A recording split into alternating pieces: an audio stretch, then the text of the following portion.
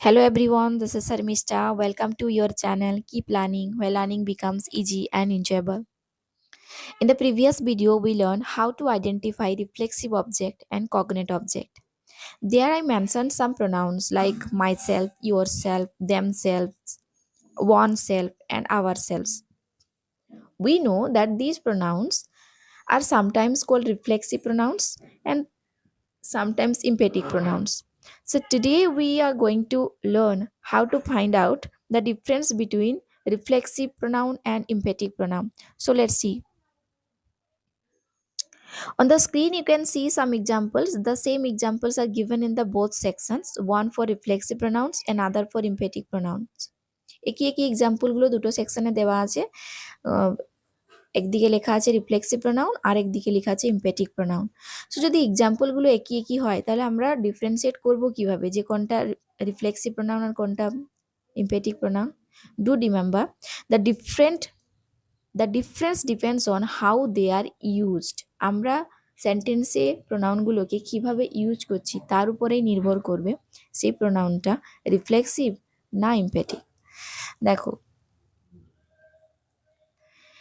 if the self or the self's pronoun is the object of the verb, সেটা হয়ে যাবে reflexive pronoun. একেবারে easy. তোমরা সেন্টেন্সে দেখবে সেলফ প্রোনাউনটা কোথায় আছে। সেই সেলফ প্রোনাউনটা যদি অবজেক্ট হয় তাহলে তোমরা ওটা রিফ্লেক্সিভ প্রোনাউন করবে। এবারে যদি তোমরা দেখবে if the self pronouns will gives emphasize to the object, যদি সেলফ প্রোনাউনটা যদি অবজেক্ট না হয়ে করে কর্তাটাকে অর্থাৎ সাবজেক্টটাকে জোর দেওয়ার জন্য ইউজ হয়েছে তাহলে সেটা হয়ে যাবে ইমপেটিক প্রোনাউন। Quite easy. এখানে এত বেশি ঘাবড়ানোর কোনো ব্যাপার নেই। সেন্টেন্স খুঁজে বের করবে আগে সেলফ প্রোনাউনটা কোথায় আছে। সেলফ প্রোনাউনটা দেখবে যে ওটা অবজেক্ট কি অবজেক্ট নয়। অবজেক্ট হলে রিফ্লেক্সিভ প্রোনাউন, অবজেক্ট না হয়ে যদি সাবজেক্টকে জোর দেওয়ার জন্য ইউজ হয়েছে সেটা ইমপেটিক প্রোনাউন। আমরা এক্সাম্পল দেখলেই ইজিলি বুঝে নিতে পারবো। দেখো, I reminded myself to stay calm. আগে খুঁজে বের করো সেলফ প্রোনাউন কোনটা। আমরা খুঁজে নিয়েছি যে মাইর পরেই সেলফ আছে, আর যেহেতু সেলফ শেষে আছে তাহলে এটাই হচ্ছে সেলফ প্রোনাউন মাই সেলফ। তাহলে এই মাই সেলফটা রিফ্লেক্সিভ না ইমপ্যাথিক এটা আমরা খুঁজে বের করব। তার আগে আমরা দুটো তো রুলস পেয়ে গেছি চেনার, যে মাই সেলফটাকে আমরা খুঁজে বের করবো এটা অবজেক্ট কি অবজেক্ট নয়। অবজেক্ট যদি হয় রিফ্লেক্সিভ, অবজেক্ট না হলে এমপ্যাথিক।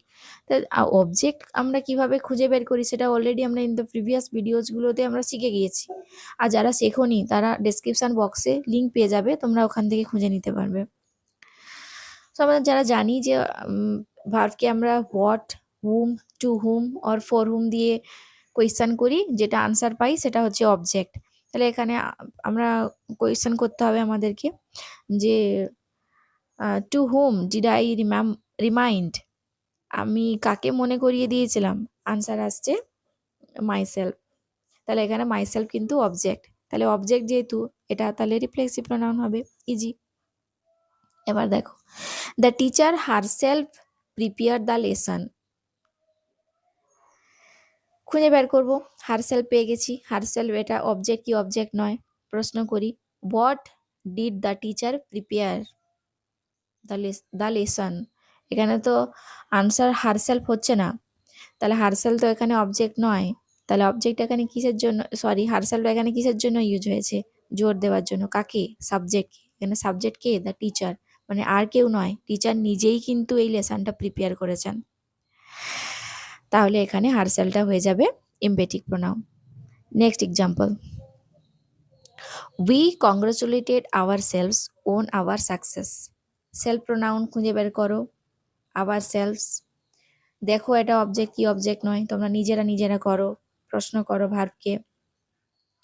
Two whom did we congratulate, answer হচ্ছে আওয়ার সেলভস, মানে আওয়ার সেলফ এখানে অবজেক্ট, আর অবজেক্ট থাকলেই রিফ্লেক্সিভ প্রোনাউন, তাহলে আওয়ার সেলফ এখানে রিফ্লেক্সিভ প্রোনাউন।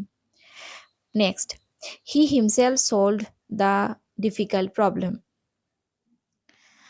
হিমসেলফ পেয়ে গেছি, প্রশ্ন করার পালা এবারে। তাহলে প্রশ্ন করো, what did he solve, answer হচ্ছে দ্য ডিফিকাল্ট প্রবলেম। তাহলে এখানে তো object the difficult problem, himself কিন্তু এখানকার অবজেক্ট নয়। তাহলে হিমসেলফ এখানে কিসের জন্য ইউজ হয়েছে? হি কে জোর দেওয়ার জন্য ইউজ হয়েছে, যে সে নিজেই কিন্তু এই ডিফিকাল্ট প্রবলেমটাকে সলভ করেছে। তাহলে হিমসেলফ এখানে ইমপেটিক প্রোনাউন। আশা করি তোমরা বুঝে গেছো। So now look at the given examples. The pronouns that are underlined are the reflexive pronouns or emphatic pronouns. Find out and drop your answers in the comment section. I'll check your answer. And do not forget to watch the next lesson, because according to our lesson schedule, Wednesday is our grammar test series day. We'll have a test based on what we have learned in the previous classes. So make sure you don't miss it. And thank you so much for watching. See you in the next lesson.